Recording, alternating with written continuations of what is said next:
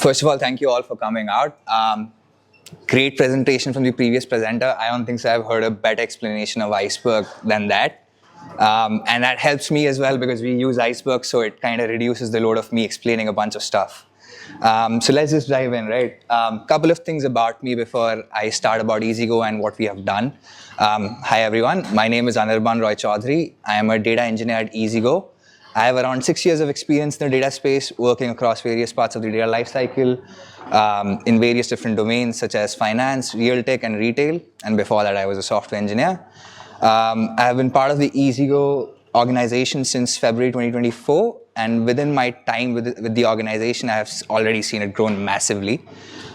Today, I'll be walking you through a modernization initiative that we took at Easygo to make data more accessible, scalable, and just actionable across the organization, right? What's the point of data if you can't do anything with it? My hope is that at the end of this presentation, you guys can walk away with some practical insights and few tips you can apply to your own data engineering practices, efforts, whether you're just starting up or scaling out, hopefully not dealing with legacy systems, or if you're building out fresh pipelines. I think some of these lessons will resonate with you, and I hope your data lake does not turn into a data swamp. So before we get into the meat of the presentation, I'll just like to tell you about a bit about Easygo. Easygo was started in 2016 as the parent company of Stake and Kick. Today we are proud to say we are the largest and the most popular online casino platform out there. We are also pioneering a creator-first online video streaming platform competing Twitch and YouTube. We are a multinational organization with our team spanning the globe with offices both in Melbourne, Sydney, Serbia, and numerous regional locations throughout LATAM region. Our rapid growth has presented us with some fascinating data engineering challenges. Just to give you a bit of context, we have seen 600% growth, and that's just one market for us. We have expanded into 105 different new markets, welcomed about 60 new monthly active users. This translates to about a 25,000% growth globally, and all the while maintaining a 90% customer satisfaction rating. I'll introduce a bit more about our products. We have two main products, Stake and Kick, as I just said. Stake is our online casino platform, and Kick is our video streaming platform. Since we are all data people, I would like to give some numbers, because otherwise just talk. Our casino platform processes around 33 million transactions daily. That's approximately 400 million bets every single day. At Kick, our streaming platform that has really taken off, we are already built a community of about 40 million users. We are seeing rapid growth every day. We have about 4,000 to 7,000 concurrent live channels at any given time, with an average daily view count of 500,000 to 700,000. We have a total watch time of 2.2 billion minutes and about 54 million users as of Feb 2025. And as you guys can imagine, with data with such high numbers, our data engineering needs are enormous, right? The sheer volume of information we process every single day requires a lot of solutions and an incredible team behind it. One thing before I get into the main part of the data architecture, the presentation will be mostly focused around Stake.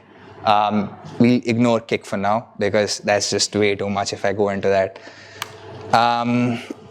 So yeah, before I like to break up my presentation into the start, the middle, and the end, I'd like to give you a bit of a context, because otherwise I don't think so everybody appreciates the amount of effort that goes into making data accessible to multiple different consumers, not just analysts. It's developers, compliance, legal, finance, everybody, all with different requirements for data and how they want to see, how they want to query, what they want to use it for.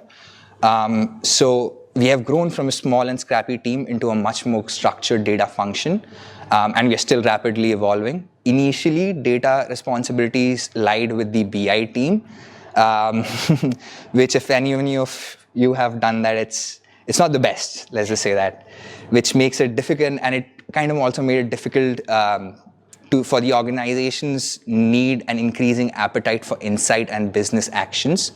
Our first goal as a data engineering team was to educate the broader organization around data, how to use it, how to ask the right questions, how to not think of data as a cost center, but as a product. As the business scaled, we entered into newer markets we started facing a lot of new data challenges, massive growth in data volume, fast-growing systems, regional compliance requirements, and all of this in turn required better observability, performance tuning, governance structures, and all of that. That kind of led us into a formal data discovery phase before we started off like completely ripping out all the codes and just changing everything. We did a data discovery phase. We understood the most used data assets within our organization, the highest friction pain points, and which areas were under the most stress, which tables have the highest throughput and all that stuff. Based on all these factors and data points, we made the foundational decision to invest in a robust internal data platform that can scale with our growth and provide better business actions and outcomes, right? So let me introduce to our old data stack. From the architecture diagram, it might just seem extremely simple, right? We have our application, which is managed by front-end engineers, back-end engineers, full-stack engineers, all of them, DevOps.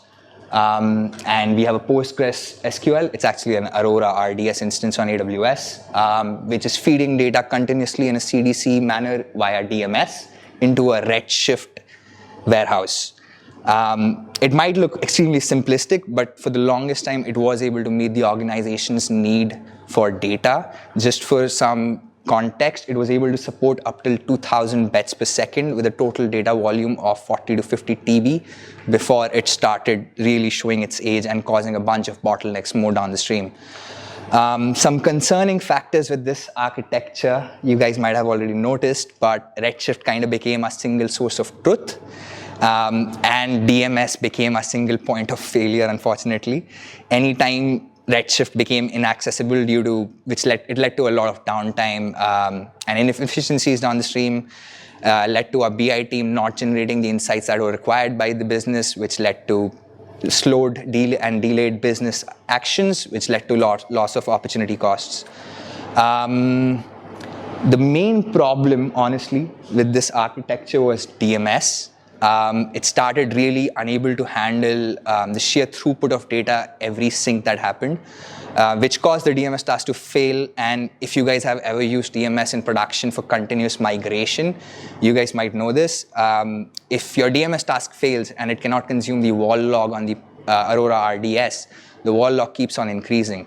And after a certain point, this leads to production DB outage, which for any application is not good days, right? Another issue with architecture was read and write queries were happening on the same instance of Redshift, which led to a lot of resource constraints and a lot of contention.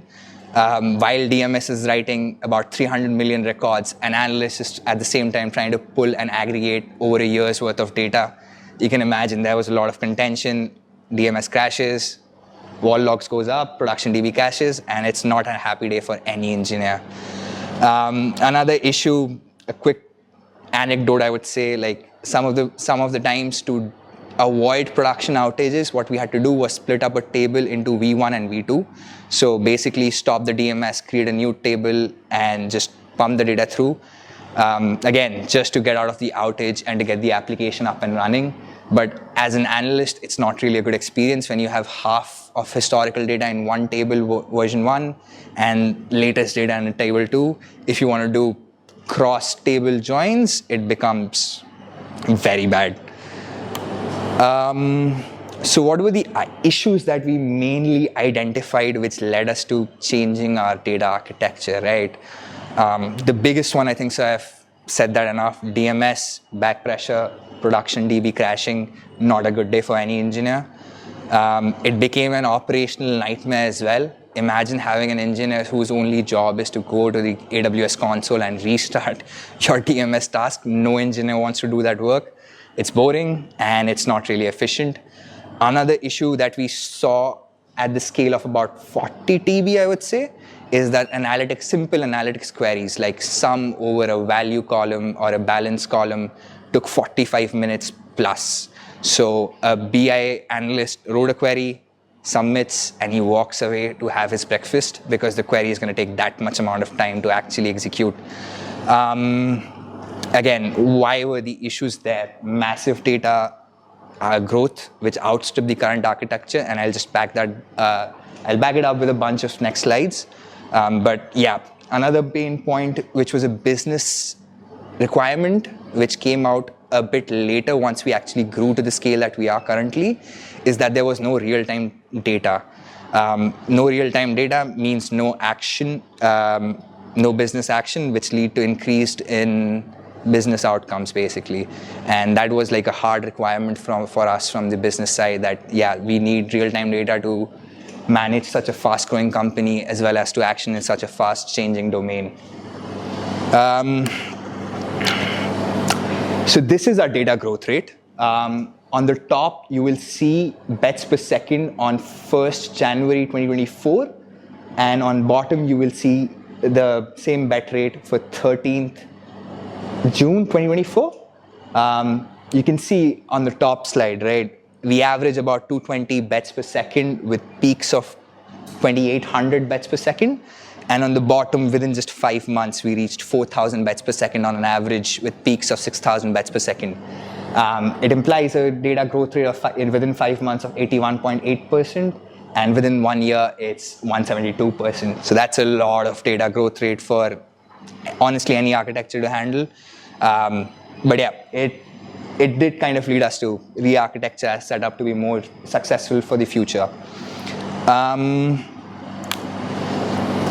And this is our current throughput.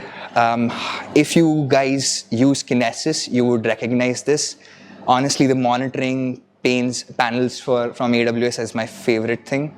I almost open them up every day. I have dashboards and dashboards of stuff just monitoring all my Kinesis and structured Spark streaming job.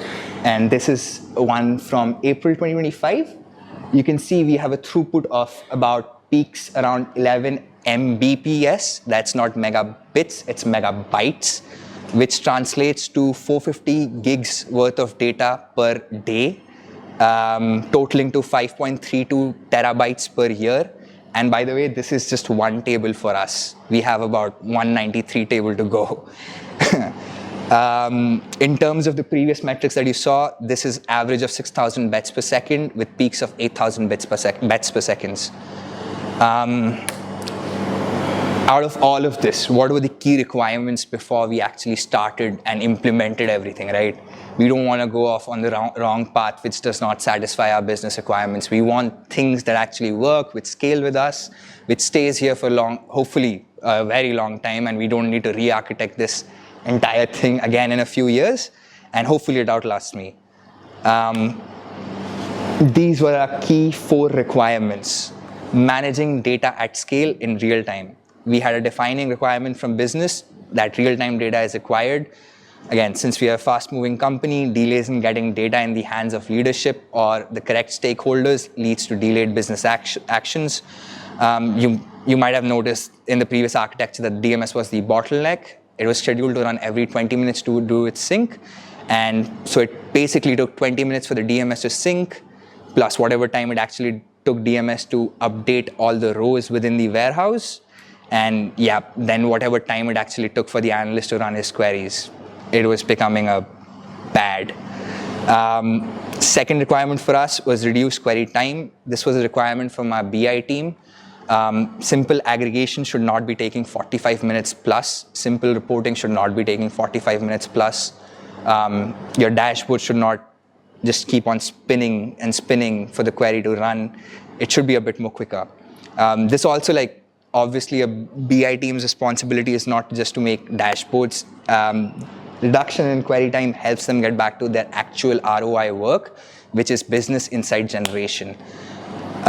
Improve reliability and fault tolerance. As we mentioned earlier, we dealt with constant DMS task failures, constant DMS crashes, which required engineers to be on call to restart these tasks. Otherwise, production DB goes down. So yeah, we definitely wanted to get done with that. Reduce data loss. Another thing which I did not really touch upon when I was talking about the DMS tasks crashing, right? When your DMS task crashes and you have to restart it, for those of you who have worked with DMS a lot, you might know it does one of two things. Either it does a full load plus CDC, or it does a continuous CDC. If it's not a full load plus CDC, and your DMS task has crashed, you might see data loss, which in our domain is not a good thing. We have a lot of compliance, financial reasons for which we cannot have any amount of data loss. So that was a complete no-go for a future solution. So now we have discussed the issues, why we want to change, what were the problems that we were trying to solve as for the organization as a team, what was the solutions that we came up with, right? I briefly touched upon our data discovery phase, and I truly as a data engineer feel that it's the most important part of the entire data engineering journey. You need to know your data, you need to know your throughput, your access pattern, who are your downstream consumers, how are they using your data, are they querying, what type of data they are querying, are they looking at recent dates, are they aggregating over years, month, quarter, whatever time period you have, what grains of data are they looking at row level data, again, are they looking at aggregates, whatever you might have. We also learned that different consumers use our data differently. While an analyst might be looking at aggregates over days, week, months, depending on the kind of report they need to create, a developer might be looking at raw data points over a specific period to identify potential issues with the deployment or the effects of their deployment on the data. A developer goes, makes some changes, he deploys, suddenly he sees that his Kubernetes cluster is throwing a lot of errors. He wants to see at what point the data stopped processing on our end. Again, while compliance being another consumer for us might only be querying for specific data points, they might want to look at a particular user, a particular market, a particular game. They don't want to look at the entire aggregate. They need specific data for compliance reasons. And that's what we did. We went back to basics. We understood which of our tables are high throughput tables. Again, how our analysts query the data, which tables are high throughput insert only, which tables are low data volume but upserts and deletes. And based on these above parameters, we segregated our data sources and tables and decided whether certain tables should take a more streaming approach or certain tables should take a more batch solution approach. And that brings us to our modern data stack. If you're on Reddit as much as me, that's a bad name, but that's what I have named it right now.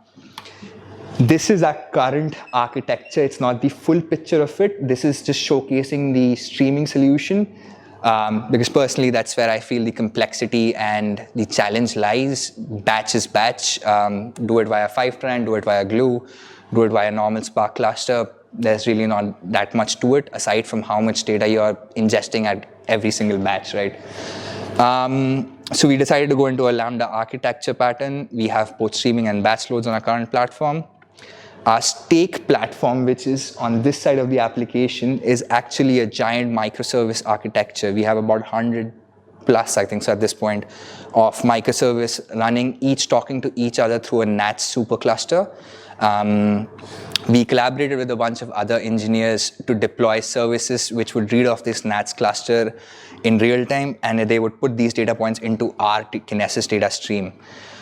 We first went about identifying the higher throughput tables from our lower throughput tables. Based on that, we decided which tables we want to stream and which tables we want to keep as batch. We use Iceberg as well because I love ACID.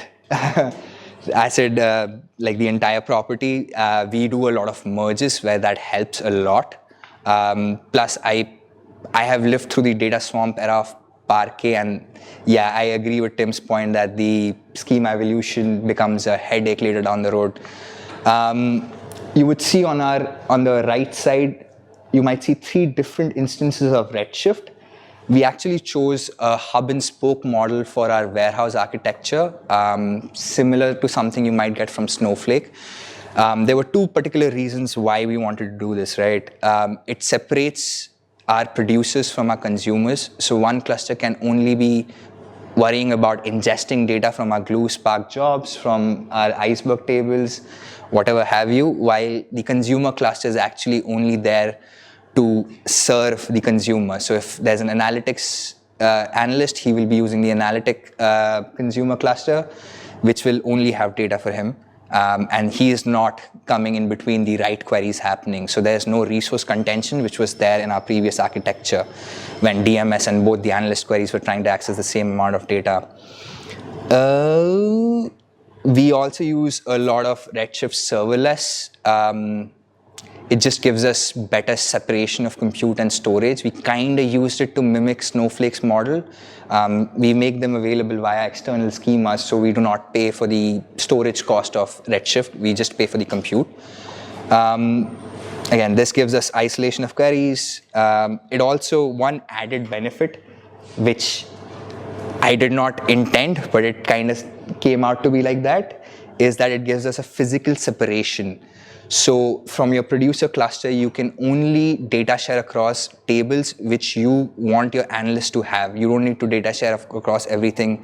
You don't need to give them access to everything. You can do it via RBAC controls as well, but this just gives a complete physical separation. Certain analytics table lives on the BI serverless cluster. Developers who need access to operational data lives in a separate cluster, and these two users never cross path. They never run into resource constraint. They don't have to talk to each other. Hey, my query is running. Can you cancel yours? I need a report that needs to go out right now. So that's where it helped. Yep, and yeah, it again helps with security aspects as well. So that's about it about our modern data journey. It has helped solve a lot of organizational issue.